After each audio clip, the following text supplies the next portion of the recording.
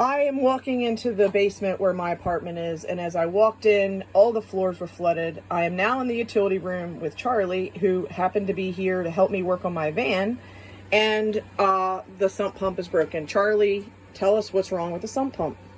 The sump pump it's the wrong application on the pump because it has a flotation device that's allowing itself to get caught on the inside of the bucket for which the unit sits in, and if you change it with the proper pump, it has a round cylinder that floats on a rod on the pump, and it can't get caught on any side walls of the bucket for which it sits in.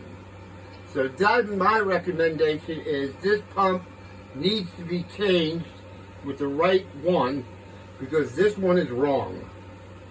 Thank you, Charlie. Period. Thank you, Charlie. You're welcome.